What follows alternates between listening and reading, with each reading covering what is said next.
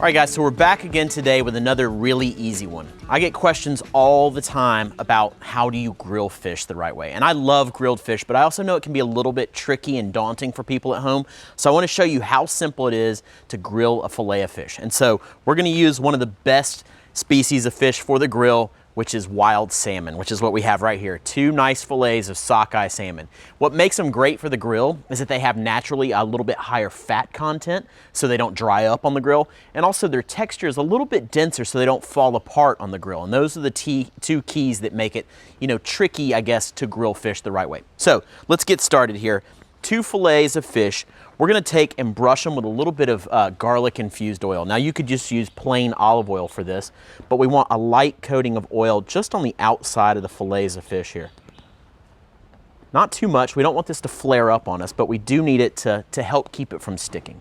Now I'm also gonna hit it with a sprinkle of salt, and remember this is seafood, so you don't quite need as much salt. It kind of naturally has a little bit of a salinity to it as is. Now, over here on our grill, we have our direct heat source. So that means our grill grate all the way down. We also have a piece of wood in this time, and you can see this nice aromatic smoke, and I love that because it's gonna be a really, really fast cook. So unlike cooking a big steak where you're gonna get a little bit of drip down and that's gonna give you smoke, we actually need to kind of put the smoke in place here. And so this is gonna be perfect. So let's take our fillets and let's lay them away from ourselves, right over the grill surface. And what we don't want is a really loud sizzle here. That's the key with cooking fish, is that you need it to be more delicate. It's generally obviously considered to be a more sort of delicate, light sort of food, and you kind of have to use delicate and light techniques to make it work. And most people would say, well, that means you absolutely can't use an open fire grill, but they're wrong, because the great thing about the KUDU is that we control the heat. Unlike a lot of other grilling systems, we can do really low, we can do really high, or in this case, we can do something in between, and that's perfect for us. So let's leave our fillet of fish on here for just a couple minutes, and we'll come back and we'll flip it over. Now, in the meantime, let's talk about something else that I love grilling, and that's veggies. So I have on this plate right here some broccolini. This is kind of one of the cool things that people are really into now. It's basically a cross between kale and asparagus, which is kind of funny, but its nice hearty texture means that it's perfect for the grill, and it's also perfect to go along with fish. So once we've gotten our fish to about medium rare, we'll flip it over and we'll take it to the off the heat section. So what we're doing here is, without even moving the grill surface, we can rest our fish over to the side while we grill our vegetables. So let's come back in 3 or 4 minutes and we'll take a look at it. All right guys, so we're about 4 minutes into this, and you can start seeing the tail piece of the salmon getting opaque, and that's our cue that it's time to flip these things over and move them off. And now I'm using a spatula. This is another key thing when you're grilling fish. You just gotta be real delicate with it. So give it a flip over. Look at that. That's exactly what we want, that kind of golden brown ochre color.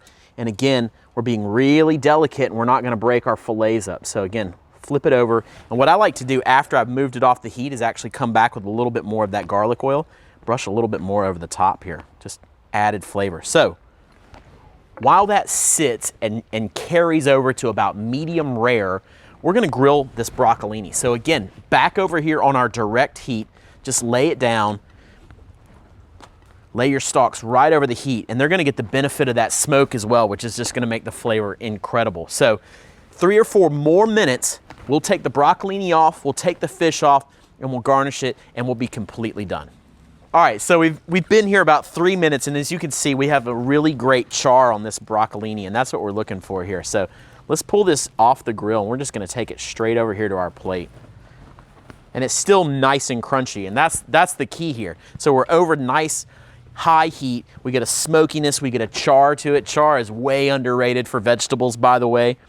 Let's top this with our salmon fillets. And what we've done, when we took them off the heat, we just kind of let them rest. And you can see they have this nice kind of golden orange red color to them. That is perfect. I'm just gonna set a couple fillets right on the top of this broccolini. Now, this is all you have to do to have a successful dish, because honestly, the flavor is coming from this right here. That smoke is gonna be absolutely beautiful. And so you don't have to do anything, but let's just say you wanna take it to the next level. Remember that when we're cooking, we're always trying to have balance between the salinity of something, that salt that we sprinkled over, and acid, because we need acid when we have a fatty fish. And so what I have is a little reduced sherry here. So sherry vinegar, and we give you the recipe online, so this is super easy to make, but I like to just drizzle a little bit of that over, and then the crudité from me is some crumbled Marcana almonds right over the top of this to add some crunch, to add some salt, to add almost like a meatiness to it.